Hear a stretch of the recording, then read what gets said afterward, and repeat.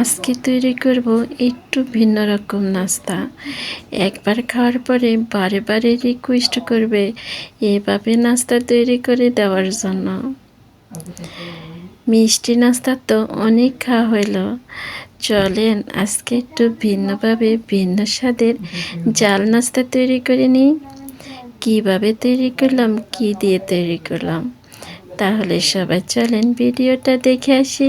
বিসমিল্লাহির রহমানির রহিম। সবাইকে আসসালামু আলাইকুম। আমার নতুন আরেকটা ভিডিওতে সবাইকে জানাচ্ছি স্বাগতম। কেমন আছো সবাই? আশা করি যে যেখানে আছো তোমরা সবাই ভালো আছো। আলহামদুলিল্লাহ আমিও ভালো আছি। চলে আসলাম আজকে আবার আরও একটি ভিডিও নিয়ে। আশা করি প্রতিদিনের মধ্যে আজকের ভিডিওটা তোমাদের সবার কাছে ভালো লাগবে। আজকের রেসিপিতে আমার প্রথম উপকরণ লাগবে সবার হাতের কাছে থাকা রান্না করা ভাত। প্রথমে আমি হাফ কাপ ভাত নিয়ে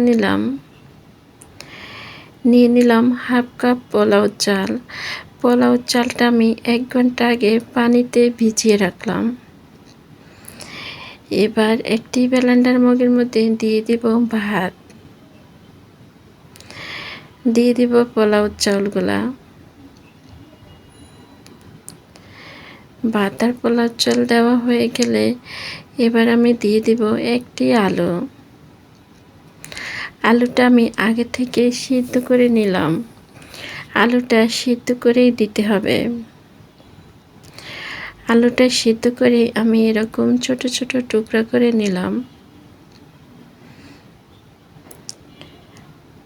এবার দিয়ে দিব সামান্য পরিমাণ পানি।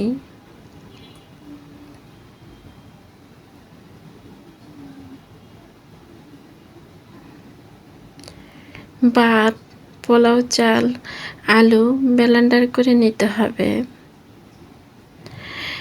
ব্লেন্ডার করা হয়ে গেছে। এবার একটি বাটির মধ্যে নিয়ে নিতে হবে। সবগুলি মিশ্রণ বাটির মধ্যে নেওয়া হয়ে গেল।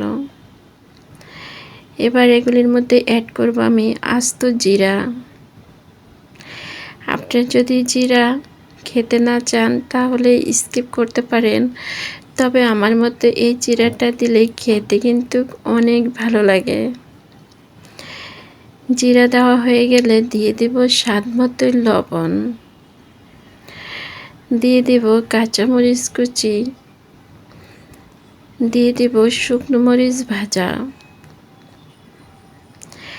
এখানে আপনারা আপনাদের পছন্দ মতো ঝাল অ্যাড করতে পারেন, তবে কিন্তু এই পিঠাটা যত ঝাল তাই ঝালটা একটু বেশি দিলাম। খেতে কিন্তু অনেক ভালো লাগবে। আর যারা ঝাল খেতে কম চান তারা কম ঝাল দিয়ে তৈরি করে নিতে পারেন। দিয়ে দিব একটি ম্যাগি মশলার অর্ধেকটা, পুরাটা ম্যাগি মশলা আমি অ্যাড করে নেই। এবার সবগুলি মিশ্রণ ভালো করে মিশিয়ে নিতে হবে।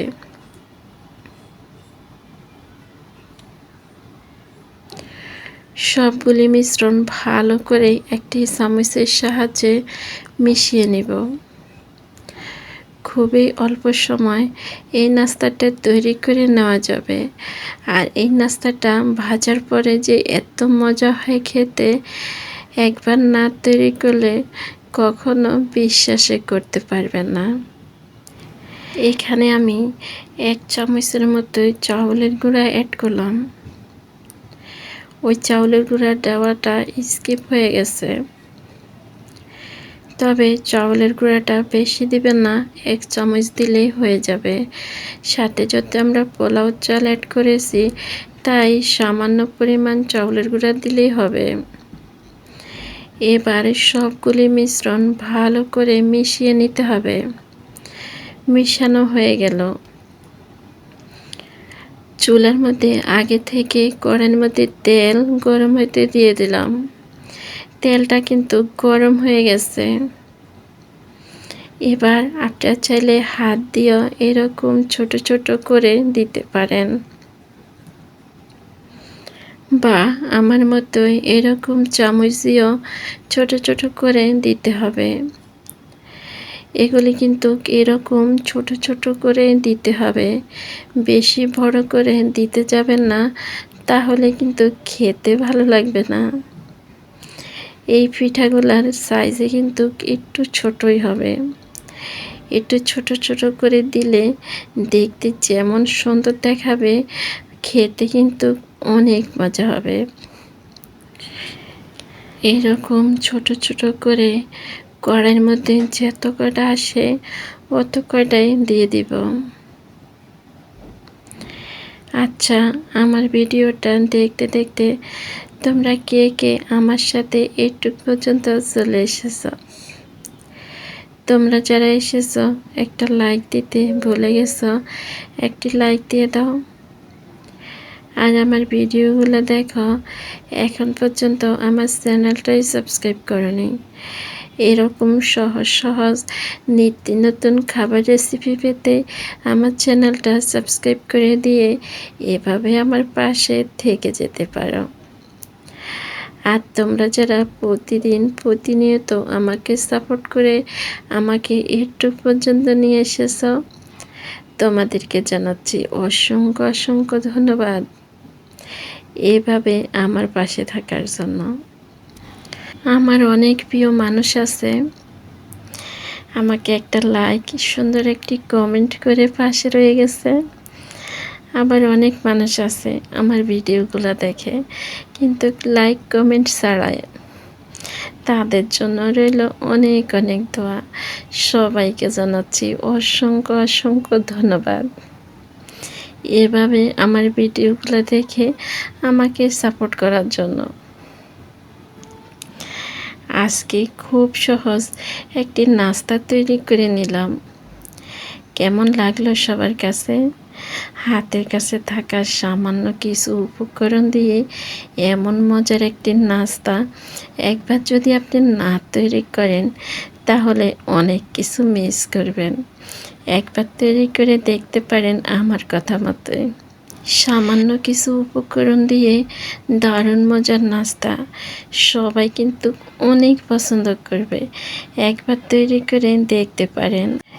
একবার বানিয়ে খাওয়ার পরে বারে বারে রিকোয়েস্ট করবে আবার বানিয়ে দেওয়ার জন্য। এমন মজার একটি নাস্তা বানিয়ে খাওয়ার পরে আপনাদের কাছে কেমন লাগলো কমেন্টে জানিয়ে যেতে পারেন। আজকের মধ্যে আমি এখানে বিদায় নিলাম। সবাই ভালো থাকবেন, সুস্থ থাকবেন। দেখা হবে, কথা হবে পরবর্তী ভিডিওতে। আল্লাহ হাফেজ, আসসালামু আলাইকুম।